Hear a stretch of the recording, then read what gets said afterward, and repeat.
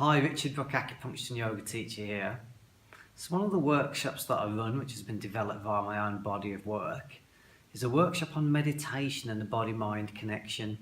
And during this workshop, what I do is I fuse together 5 elements philosophy. So 5 elements is the style of acupuncture that I practice. I fuse together 5 elements philosophy with meditation. And what this actually enables people to do is observe the elements within their own body. So, it's great giving people a map of different things they can understand intellectually.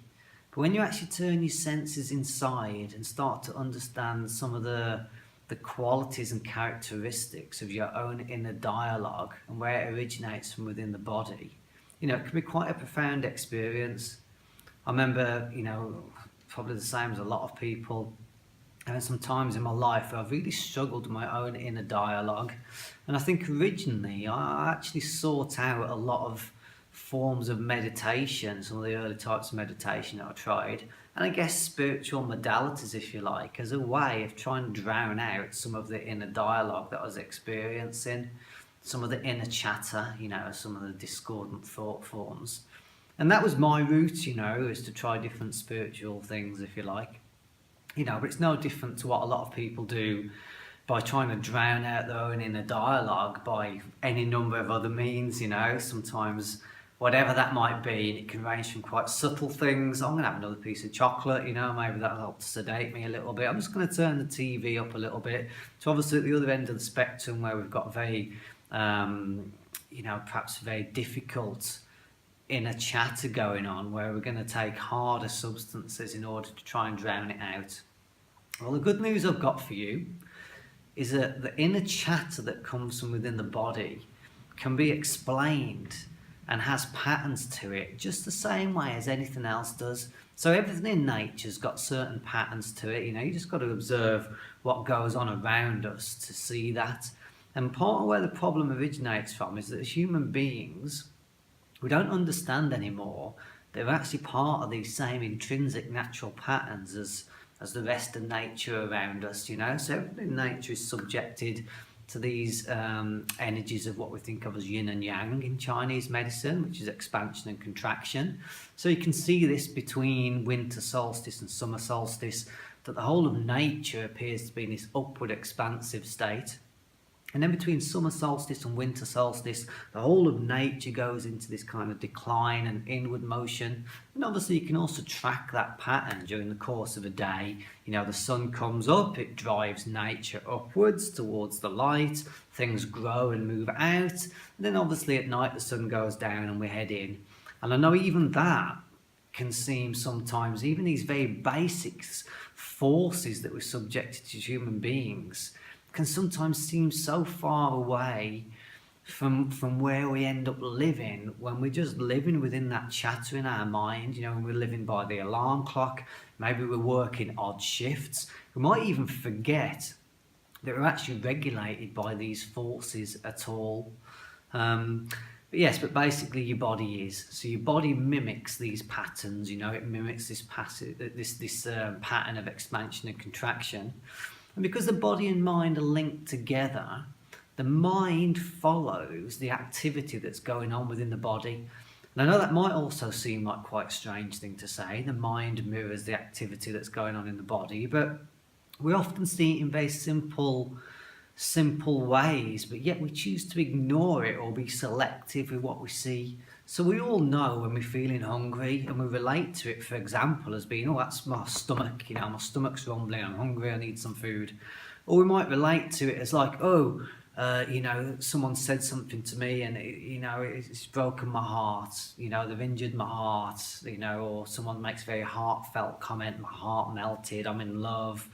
And we also even relate to it in the sense of maybe I've been out, had a few too many drinks, my liver's feeling a bit agitated today. We might relate in some slightly more tertiary way that when we're scared, maybe we feel like weeing ourselves in an extreme situation. So we relate to that as being related to the kidneys, So there's lots of ways that we have chosen to see little snippets of this intelligence that's coming from within the body. But essentially what's going on is that all the organs inside of you are talking to you. And the mind follows also this pattern of expansion and contraction. So the mind follows this external movement and then this internal movement just in the same way as we do as a being and a body. So in the same way that your body comes alive in the morning, hopefully, and we get up and we get energized and we go out into the world, and then we retreat inwards at night. If you notice, your mind does the same thing. You get up, you're nice and alert in the morning, again, hopefully. And then at night, the mind starts to draw more inside. So even though sometimes we might even still be awake, towards the evening, we move into this kind of more reflective internal state, you know, where the mind is somehow residing much more within the body. And so you're getting all these signals constantly from within the body. And what we've actually done here, or what I've done, is I've created a chart which fuses together this 5 elements intelligence, which has come from the Taoist philosophy, which underpins the acupuncture I do, with what some of your inner chatter might be. So, for example, in Chinese medicine, we associate the wood element with being with the function of the liver and gallbladder, and it comes associated to the ability to assert ourselves. So the inner dialogue, which you also experience with these particular organs, it's your ability to grow and create vision for the future. So when you're experiencing thoughts in your mind that are to do with the future and where you want to go, what you want to do, how you're going to get there, that's actually your liver and gallbladder chatting to you. So in the Western world, that function tends to get quite stressed and strained because we're constantly having to make decisions about where we're going to go, what we're going to do, how we're going to get there. You know, sometimes things are getting in our way, we're getting very obstructed, maybe sometimes actually physically obstructed. You know, we sometimes need to assert our way through situations like that. And also we get obstructed, we get within structures which don't allow us the momentum or the ability or the scope to grow. So that's coming, those thoughts through planning and decision making then coming from your liver and gallbladder. And it's also why sometimes people choose to suppress the liver quite often, because if our growth is getting stunted in some respect, things aren't going how they want, things aren't going in our life how we want them to, then the liver and gallbladder get a bit agitated. So we like to try and sedate it, you know, so that's where people might get involved with different habits around drinking or sometimes potentially drugs as well. It's had this sedative effect on the liver and gallbladder, but it's just papering over the cracks, you know, because then as soon as obviously the effect of it wears off, whatever issue that is going on in your life that's bothering you, you'll still need eventually to make those choices and those decisions, which maybe puts you in a better playground in order to grow properly. Okay, so next inner voice. So we're going to look at the fire element. And this is the inner voice of your heart and small intestine, and also the pericardium, which is what the heart sits in, and then something called a triple heater, which isn't actually an organ. It's more of an energetic entity within the body, an energetic dynamic within the body, which we also associate with the fire element. And so again, in everyday language, we're a little bit more savvy to this one. So when we experience thoughts about connection, passion, love, we often think of it as to do with the heart, and it very much is. So again, when your heart's happy, we feel a sense of joy, and when your heart's not happy, you don't, you know. So you're in a dialogue, it might be one to do with being lonely, to feeling depressed. We get depressed for lots of reasons, but if it's a heartfelt depression, then quite often it's to do with a lack of connection with people, or maybe the inability to express the needs of our own heart. So there you go, so that's your heart functions there, your fire elements, chatting away inside your mind. So your earth element comes from your stomach and spleen within your body. This is your ability to look after yourself and provide yourself with some of the very basic creature comforts that you need in life. So originally when you're a child, your mother is responsible for, and almost is actually, your initial earth element. You know, so even when you're inside the womb, you know, your mom's kind of tuning in to, oh, what does the baby want to eat? I feel hungry now. Maybe I've got a craving for this. I've got a craving for that. It's sometimes signals that are coming from within. And similarly, once you're born in your very early days, and then through your infant years, your mom is tuned in again to like, okay, baby's hungry, right, need to feed it, baby's tired, right, we need to put it to bed. Whatever it is, there's this relationship, there's this clear imbalance, this clear relationship between what your body needs and providing it. So when we're healthy as a human being, because we take on this role ourselves, obviously in adulthood, we're very in tune with these things ourselves. So we'll know when we need to eat, we'll know what we fancy eating, and we'll go ahead and get it. We'll know when we need to rest. We've got the ability to build ourselves a nice crib, a nice cot around us. Or sometimes in other people it gets a little bit compromised, this element does. And so there might be this sense of almost like a neglectful nature towards oneself. And particularly in situations where this may well even be engendered in the early days of someone's life, that maybe this early need for these patterns and this nurture to happen. If it didn't happen, it can perhaps set up a cycle later on in life where the person might then struggle to hear this own element within themselves. Not always, because sometimes things don't always come via our genetic birth parents, if you like. We get patterns that originate in us for lots of different reasons, but it can be because of that. Okay, so we've also got this metal element, which is comprised in the body of the lung and large intestine.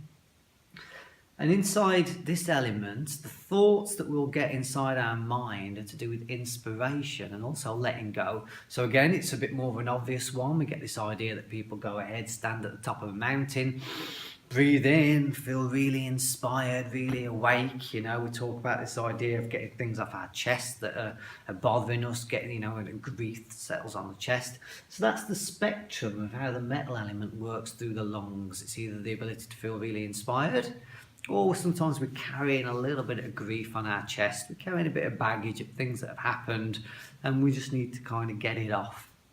And how the large intestine fits into this, it's also actually quite similar. And the large intestine is responsible for getting rid of our waste internally within the body. But it's also responsible, and it's a good example of how what's happening within the body can relate to our behaviour as well. So if your large intestine within the body is out of balance, and you're not getting rid of your waste efficiently within, you might also be like that in your life, and you collect a lot of clutter around you. Not just clutter physically, you might have scraps of paper, bits of rubbish, or in an extreme sense you might be a hoarder, but you might also hoard a lot of memories of things that have happened in the past, because you've not gone through this cycle efficiently each year and also on a daily basis of getting rid of what you need properly. Or at the other end of the spectrum, you might be someone who's a little bit too good actually at getting rid of what you need. So you might have an ability to hold on to things. So at one end of the spectrum, we might be looking at someone who's constipated. At the other end of the spectrum, we're looking at someone who things pass through a little bit too quickly. And you then also might be very similar to that behaviourally in your life. You struggle to hold on to things. You let things go too easily. And you might have also a funny relationship to waste.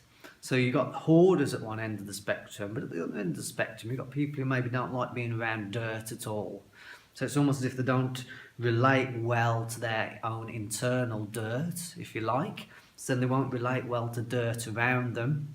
And again, it's very funny that even in our everyday language, we often refer to these people using the term associated to the colon, which is, of course, we call these people anal.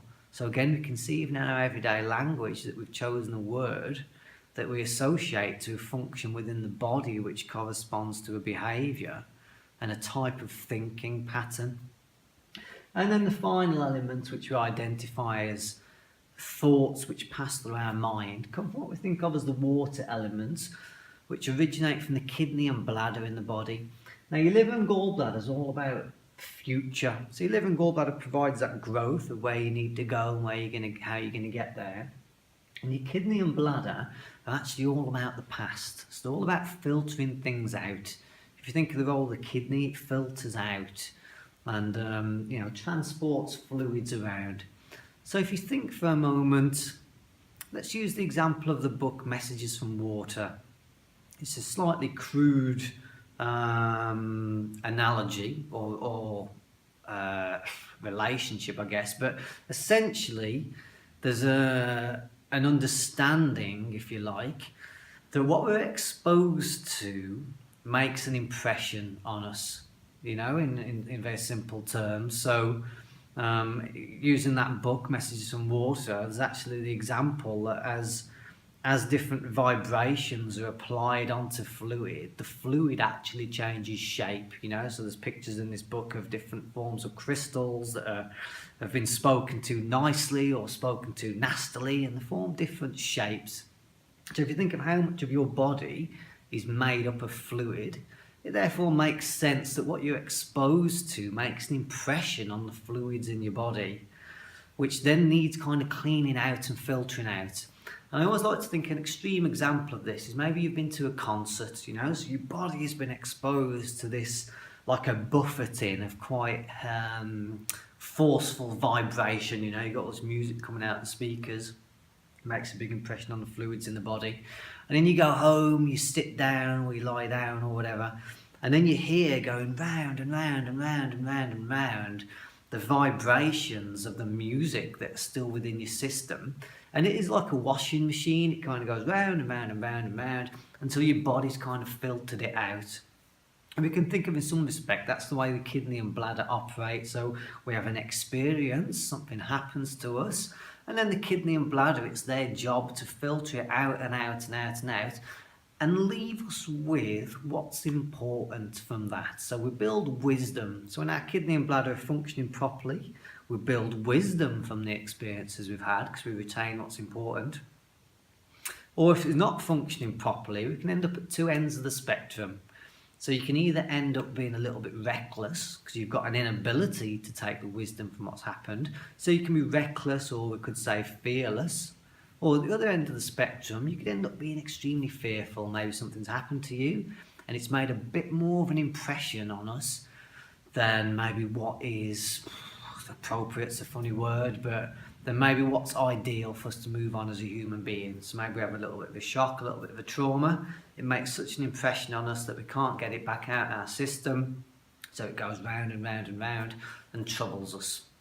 So essentially, this is the internal map of what you experience in your mind when your mind goes inside.